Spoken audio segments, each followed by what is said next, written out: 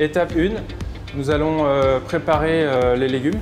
Donc on utilise un maximum de légumes frais en fonction des saisons, évidemment. Maintenant je vais les tailler, les ciseler. On va les faire revenir avec un petit peu d'huile d'olive. Commencer à éplucher les carottes, l'ail. On va y ajouter les épices. On voyage, il y a besoin de parfum. Donc c'est un mélange d'épices à base de paprika et un petit peu de curry. Donc c'est bien de mettre les épices au début de la préparation, quand on fait revenir. Ça développe les saveurs. Tous les légumes sont en train de revenir ensemble. Donc j'ai commencé par les carottes parce qu'elles vont mettre plus de temps à cuire. J'ai choisi de mettre des poivrons de plusieurs couleurs pour un peu plus de gaieté dans l'assiette.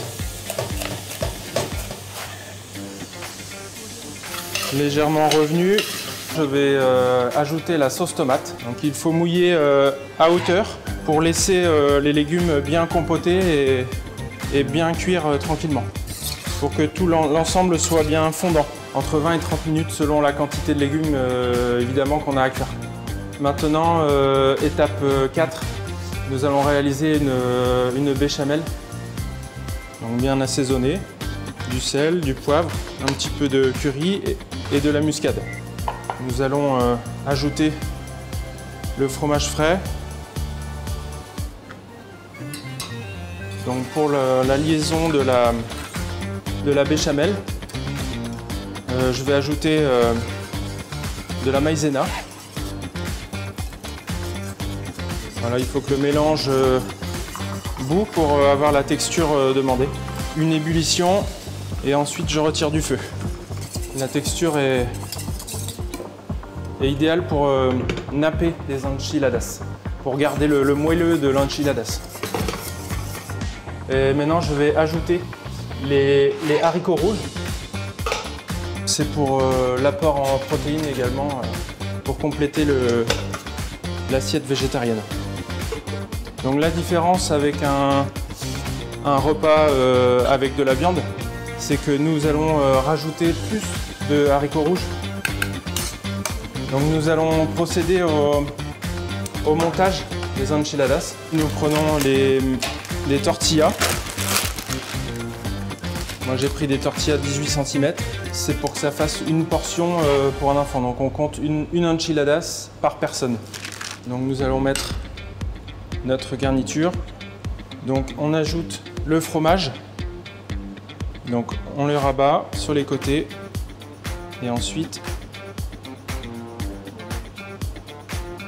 on les roule assez serrés pour que ça tienne pour le moment du service.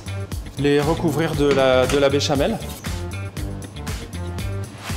Ajouter un petit peu de fromage encore pour le gratin. Le gratiné et l'aspect visuel qui est important quand on sert un plat aux enfants.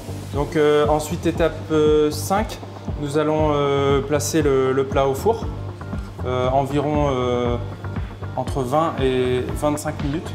Selon, c'est pareil, la quantité des plats que l'on met au four. Et donc au préalable, j'ai cuit du riz. Ensuite, j'y ajoute des lentilles corail, 2 minutes à l'eau bouillante et on les retire, on les refroidit immédiatement pour faire notre mélange de céréales. Nous allons passer au dressage de l'assiette. Donc maintenant, j'ai sorti les enchiladas du four, elles sont légèrement gratinées.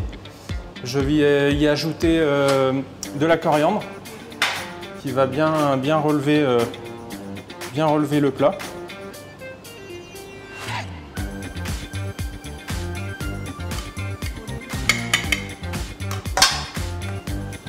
Avec notre mélange de céréales. On a également les lentilles corail qui apportent aussi un apport en protéines.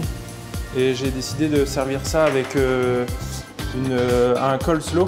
C'est un mélange de légumes crus qui rappelle aussi la saison. Donc en hiver, on va plutôt rester sur du chou, des carottes Voilà, et pour un peu plus de fun, les chips tortilla, que les enfants aiment bien. Et voici.